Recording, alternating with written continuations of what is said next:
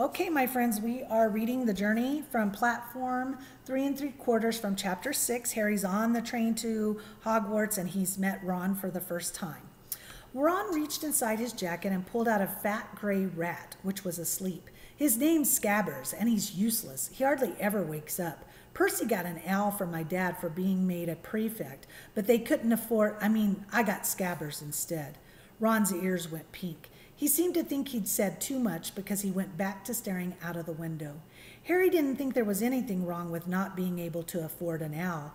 After all, he'd never had any money in his life until a month ago, and he told Ron so. All about having to wear Dudley's old clothes and never getting proper birthday presents. This seemed to cheer Ron up. And until Hagrid told me, I didn't know anything about being a wizard or about my parents or Voldemort. Ron gasped. What? Said Harry. You said you know whose name, said Ron, sounding both shocked and impressed. I'd have thought you of all people. I'm not trying to be brave or anything saying the name, said Harry. I just never knew you shouldn't. See what I mean? I've got loads to learn, I bet. He added, voicing for the first time something that had been worrying him a lot lately. I bet I'm the worst in the class. You won't be. There's loads of people who come from Muggle families, and they learn quick enough. While they had been talking, the train had carried them out of London. Now they were speeding past fields full of cows and sheep.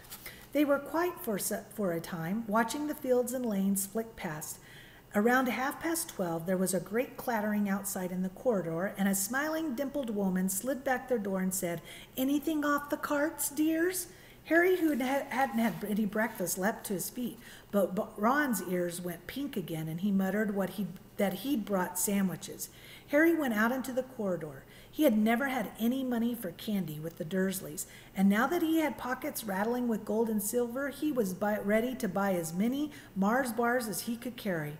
But the woman didn't have any Hershey's or Mars bars. What she did have were Bertie's Bott's every flavor beans, Drubel's best blowing gum, chocolate frogs, pumpkin pasties, cauldron cakes, licorice wands, and another of other strange things Harry had never seen in his life. Not wanting to miss anything, he got some of everything and paid the woman 11 silver sickles and 7 bronze nuts. Ron stared at Harry as Harry brought it all back into the compartment and tipped it onto an empty seat. "Hungry, are you?" "Starving," said Harry, taking a large bite out of the pumpkin pasty. Ron had taken out a lumpy package and unwrapped it. There were 4 sandwiches inside. He pulled one of them apart and said, "She always forgets I don't like corned beef." "Swap you for one of these," said Harry, holding up a pasty. "Go on."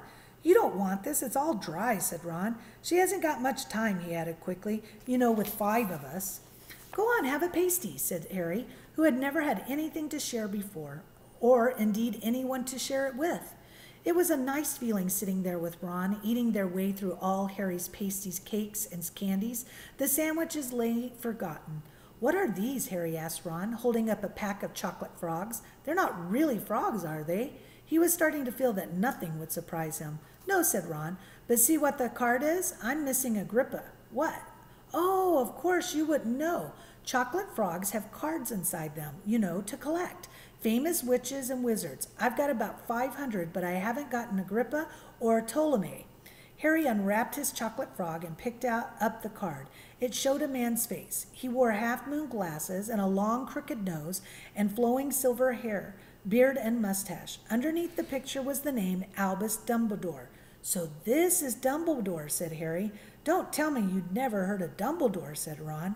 "Can I have a frog? I might get Agrippa. Thanks." Harry turned over his card and read, "Albus Dumbledore, currently headmaster of Hogwarts.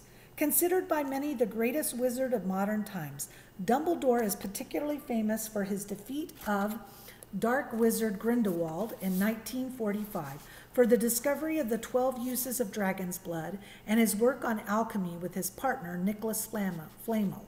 Professor Dumbledore enjoys chamber music and 10-pin bowling," which is just like bowling. Harry turned the card back over and saw to his astonishment that Dumbledore's face had disappeared. "He's gone." "Well, you can't expect him to hang around all day," said Ron. "He'll be back." "No, I've got Morgana again, and I've got about 6 of her. Do you want it? You can start collecting." Ron's eyes strayed to the pile of chocolate frogs waiting to be unwrapped. "Help yourself," said Harry. "But in, the Muggle world, people just stay put in photos." Do they? What, they don't move at all? Ron sounded amazed. Weird. Harry stared at Dumbledore as Dumbledore settled back into the picture on his card and gave him a small smile. Ron was more interested in eating the frogs than looking at the famous witches and wizard cards, but Harry couldn't keep his eyes off them. Soon he had not only Dumbledore and Morgana, but Hengest and of Woodcroft, Alberic Grunion, Circe, Paracelsus, and Merlin. He finally tore his eyes away from the druidess Cleodina, who was scratching her nose to open a bag of Bertie Bott's ever-flavored beans. "You want to be careful with those," said Ron, warning Harry. "When they say every flavor, they mean every flavor. You know, you get all the ordinary ones like chocolate and peppermint and marmalade, but then you get spinach and liver and tripe. George reckons he had a booger-flavored one once." Ron picked up a green bean, looked at it carefully, and bit into it. "Bleh! See? Sprouts." They had a good time eating the ever-flavored beans. Harry got toast, coconut, baked beans, strawberry, curry, grass, coffee, sardine, and was even more brave enough to nibble the end of a funny gray one Ron wouldn't touch, which turned out to be pepper. The countryside, now flying past the window, was becoming wilder. The neat fields had gone. Now there were woods, twisting rivers, and dark green hills. There was a knock on the door of their compartment, and the round-faced boy, Harry, had passed on the platform 9 3/4, came in. He looked tearful. "Sorry," he said, "but have you seen a toad at all?" When they shook their heads, he wailed, "I've lost him. He keeps getting away from me." "He'll turn up," said Harry. "Yes," said the boy miserably. "Well, if you see him," and he left. "Don't know why he's so bothered," said Ron. "If I'd brought a toad, I'd lose it as quick as I could, mind you. I brought Scabbard, so I really can't talk." The rat was still snoozing on Ron's lap. "He might have died and you wouldn't know the difference," said Ron in disgust. "I tried to turn him yellow yesterday to make him more interesting, but the spell didn't work. I'll show you. Look." He rummaged around in his trunk and pulled out a very battered-looking wand. It was chipped in places and something white was glinting at the end. Unicorn hairs nearly poking out anyway. He had just raised his wand when the compartment door slid open. The toadless boy was back, but this time he had a girl with him. She was already wearing her Hogwarts robes. "Has anyone seen a toad?" "Neville's lost one," she said. She had a bossy sort of voice, lots of bushy brown hair, and rather large front teeth. "We've already told him we haven't seen it," said Ron, but the girl wasn't listening. She was looking at the wand in his hand. "Oh, are you doing magic? Let's see it then." She sat down. Ron looked taken aback. All right." He cleared his throat. "Sunshine, daisy, butter, mellow, turn this stupid fat rat yellow." He waved his wand, but nothing happened. Scabbers stayed gray and fast asleep. "Are you sure that's a real spell?" said the girl. "Well, it's not very good, is it? I've tried a few simple spells just for practice, and it's all worked for me. Nobody in my family's magic at all. It was ever such a surprise when I got my letter, but I was ever so pleased, of course. I mean, it's the very best school of witchcraft there is, I've heard. I've learned all our course books by heart. I've memorized them, of course. I just hope it will be enough. I'm Hermione Granger. By the way, who are you?" She said all this very fast. Harry looked at Ron and was relieved to see by his stunned face that he hadn't learned all the course books by heart either. "I'm Ron Weasley," Ron muttered. "Harry Potter," said Harry. "Are you really?" said Hermione. "I know all about you, of course. I got a few extra books for background reading, and you're in modern magical history and the rise and fall of dark arts and great wizarding events of the 20th century. "Am I?" said Harry, feeling dazed. "Goodness, didn't you know?